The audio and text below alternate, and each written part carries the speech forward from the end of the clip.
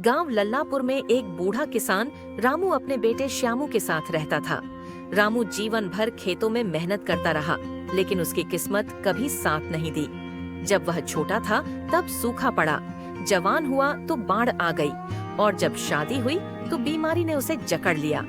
फिर भी वह हार नहीं मानता था। उसका मानना था, मेहनत का फल देर से ही सही मिलता जरूर है। रामू का बेटा श्यामू पढ़ाई में बहुत अच्छा था, लेकिन गरीबी ने उसकी किताबें तक छीन ली थीं। रामू दिन भर खेतों में काम करता और शाम को श्यामू को पढ़ने के लिए लैंप जलाकर कहानियां सुनाता, कभी राजा की, कभी किसी महान वैज्ञानिक की। उसका सपना था कि उसका बेटा बड़ा आदमी बने। एक साल गांव में भयंकर सूखा पड़ा। रामू की फसलें जलकर राख हो गईं। जो थोड़ी बहुत बची थीं, वे साहूकार ले गया ब्याज के बदले। घर में खाने तक को कुछ नहीं बचा। रामू ने शहर जाकर मजदूरी करने की सोची। श्यामू ने कहा, बाबा मैं भी चलूंगा। लेकिन रामू ने उसे डांट कर मना किया। तू पढ़ाई कर, एक दिन तेरी पढ़ाई ही हमारा भाग्य बदलेगी। रामू शहर में ईंट भट्ठे पर काम करने लगा।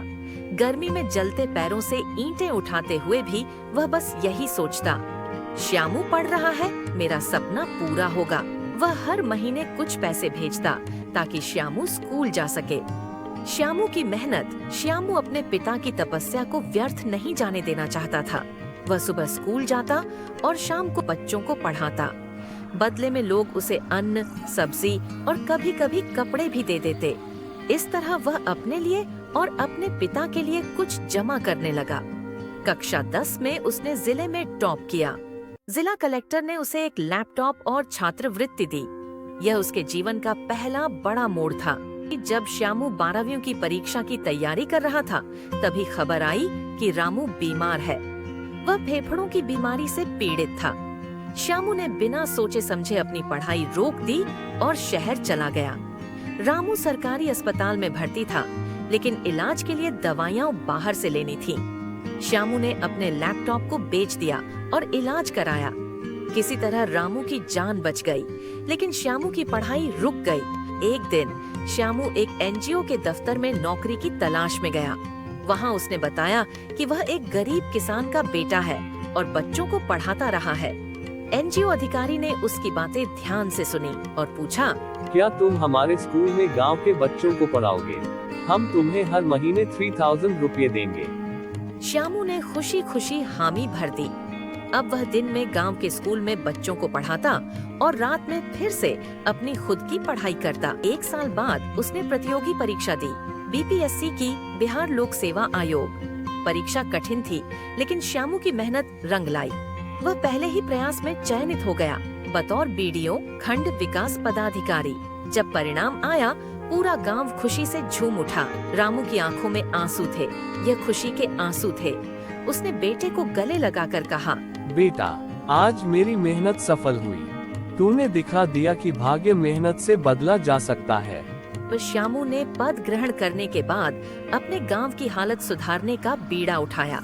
उसने गांव में नई सड़क बनवाई, एक प्राथमिक स्वास्थ्य केंद्र शुरू करवाया और गरीब बच्चों के लिए मुफ्त शिक्षा योजना चालू की। उसने गांव की महिलाओं के लिए स्वरोजगार केंद्र खोले, जहां वे सिलाई कढ़ाई सीखने लगीं। युवाओं को कंप्यूटर प्रशिक्षण देने के लिए एक केंद्र खुलवाया। जो गांव कभी सूखा और अभाव के लिए जाना जाता था, अब वही गांव विकास का उदाहरण बन गया। श्यामू की कहानी मीडिया तक पहुंची। अखबारों में हेडलाइन छपी, गरीब किसान का बेटा बना गांव का भाग्य विधाता। टीवी चैनलों पर उसकी सादगी और संघर्ष की चर्चा होने लगी। सरकार ने उसे श्रेष्ठ लोक सेवक के पुरस्कार से नवाजा। श्यामू ने वह पुरस्कार अपने पिता के हाथों से लिया और कहा, ये सम्मान मेरे पिता की तपस्या और संघर्ष का है। मैं तो बस उनकी प्रेरणा हूँ। निष्कर्ष, रामू की कहानी हमें सिखाती है कि भाग्य कोई आसमान से नहीं गिरता, न ही किस्मत लिखी हुई कोई पर्ची होती है। भाग्य वही बदलता है जो मुश्किलों से लड़ने का साहस रखता है। मेहनत, ईमानदारी और धैर्य, यही सच्चे भाग्य के सूत्र हैं। शिक्षा, यह कहानी बताती है कि गरीब होना कोई अभिशाप नहीं, लेकिन मेहनत न करना जरूर है। अगर इरादा मजबूत हो तो हालात चाहे जैसे भी हो, सफलता पक्की है।